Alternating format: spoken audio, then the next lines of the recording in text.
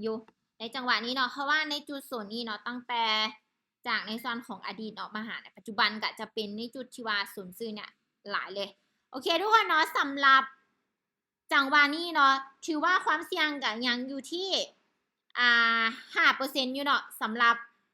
การลงทุนในส่วนของทองคำณปัจจุบันนี้เนาะถ้ายอมรับความเสี่ยง 5% จึงเข้าเนาะในขณะที่เขาใช้ time frame 1 นาทีนี้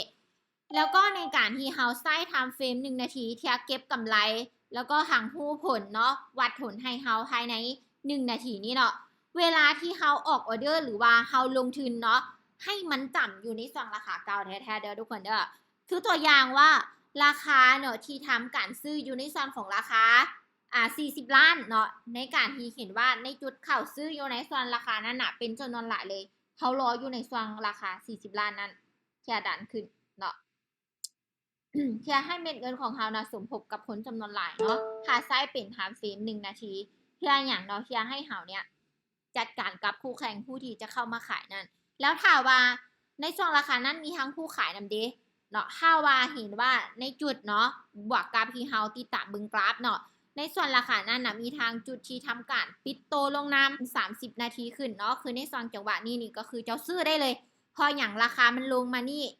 มันก็ยังดันกลับขึ้นไปคือเก่าอยู่แต่ว่าในน้ำที่เขาใส่แบบ1 นาทีนี่เนาะต้องให้มันจำอยู่ในส่วนศูนย์เก่าแท้ๆเทื่อตัดคู่แข่งของเขาออกก็คือผู้ที่ขายนั้นเนาะเพราะว่าอย่างเนาะผลที่ว่าจะมีต่อราคาขึ้นราคาลงเนาะให้ใน1 นาทีนั่นก็คืออีกฝากต้องหลายก่อนให้ความสนใจหรือให้การสนับสนุนที่หลายก่อนเนาะโอเคเนาะเดี๋ยวรอเบิ่งอีกจังออเดอร์หน้าเนาะ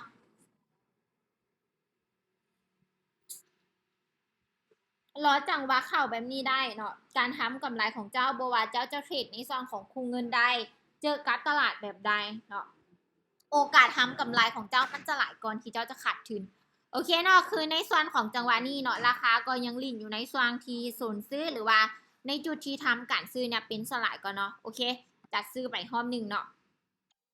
อยากดูโซนลงมาหน่อยหนึ่งเนาะนี่แหละเวลาที่เข้าลงทุนเนาะในน้ำ1 นาทีเป็นอย่างเนาะในส่วนของมิทติ้งก่อนข่อยจึงแนะนำว่าอยากให้ออกออเดอร์อยู่ในส่วนท้ายๆไว้เนาะเพราะอย่างเนาะกลุ่มคนที่เขามาซื้อมาขายมีมาตลอดพวกเจ้าเนาะมีมาเกี่ยววัตถุวิเนาะบวกกับแนวทางบวกกับเม็ดเงินการลงทุนที่แตกต่างกันเนาะบางทีเนาะเจ้าออกออเดอร์5 วิเนาะ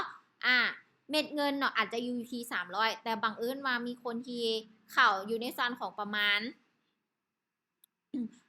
อยู่ที่3 วิเด้เนาะบวกกับเงินที่หลายก่อนกราฟมันก็ลากลงแล้วเนาะฉะนั้นเนาะในการลงทุนเขาต้องมีสติเขาต้องเบิ่งจากภาพรวมของตลาดให้ดีเนาะเบิ่งจากโซนถ้าว่ามันบ่ได้อยู่ในโซนที่เฮาอ่าเห็นว่ามันเป็นจุดที่โอกาสทำกำไรได้เฮาก็สลอไว้ก่อนเนาะโอเคเนาะคือในออเดอร์เมื่อกี้เนาะถือว่าเริ่มใกล้โซนแล้วก็เริ่มกดดันราคาเนาะเดี๋ยวค่อยจะรอให้ราคาลงมาหาในโซนนี้ก่อนเนาะจึงจะหาซื้ออยู่ในส่วนของโซนราคา 40 4602.70 เนาะแล้วก็ 4601.71 เนาะอยู่ในส่วนบริเวณนี้แต่ถ้าว่าเทียบไซส์เป็น time frame อยู่ที่ในส่วนนี้เนาะ5 นาทีขึ้นก็สามารถซื้อได้ละเนาะเพราะอย่างเนาะเพราะว่าถ้าว่าลงมาเนาะลงมาหาในส่วนนี้ภายใน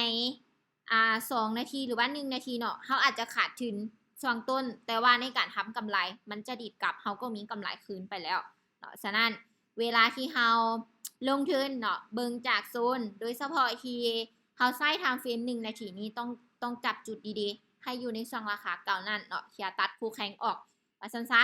โอเคทุกคนเนาะสำหรับออเดอร์นี้เนาะบวกการแห่งซื้อเริ่มดันขึ้นเนาะหรือว่าแห่งซื้อหลินอยู่ในช่วงนี้เนาะก็คือเขาสามารถเขาซื้อได้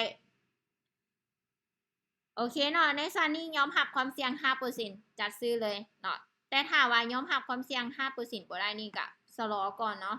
อืมบ่ออกสำเนาะมีไผทันซื้อบ่เป็นอย่างเนาะจึงซื้อเนาะติดตามเบิ่งแต่ในช่องโซนเลยเนาะในช่องโซนนี้แล้วก็นี่เนาะจะเป็นจุดที่ทำการซื้อหรือว่าที่ซื้อถึงการเข้าซื้อเนี่ยหลายก่อนเนาะตามโดยอาจารย์ตั้งแต่ในช่องโซนนี้มาถึงโซนนี้มาเนาะพยายามเนาะติดตามเบิ่งโซนติดตามเบิ่งฐานพวกเจ้าหรือว่าเวลาที่ข่อยอธิบายเนาะแต่ถ้าว่าตลาดปรับเปลี่ยนรูปแบบตลาดเนาะก็ชะลอไว้ก่อนเนาะ โอเคเนาะเดี๋ยวมาติดตามเบิงออเดอร์นี้เนาะสำหรับออเดอร์นี้เนาะค่ะว่า แห่งซื้อดันราคาขึ้นมาเนาะอยู่ในส่วนของราคา 4604 เนาะหรือว่าอยู่ในบริเวณนี้เนาะจะจัดซื้อเลยแต่ถามว่าขายได้ซื้อได้บ่ถ้าว่าเป็นแห่งขายดันลงเนาะความเสี่ยงมันจะอยู่ที่ 10% ล่ะโอเคเนาะจัดซื้อไปรอบหนึง เป็นอย่างเนาะถ้าว่าเป็นแห่งขายจริงเริ่มซุนเสี่ยงเนาะเพราะว่าอย่างในโซนนี้น่ะมันจะเริ่มใกล้กันละเนาะแต่ถ้าว่าเทียบไซส์เป็นเขาเลือกแบบ30นาทีขึ้นเนาะในโซนนี้ก็คือซื้อได้เลยเพราะอย่างเนาะถ้าว่าราคาดันลงมาหาในส่วนที่เนาะมันก็ยังสามารถดิดกลับได้อยู่เพราะว่าในส่วนจังหวะนี้เนาะจะเป็นในจุดที่ทำการซื้อเนี่ยเป็นจำนวนหลายก่อนที่จะขายได้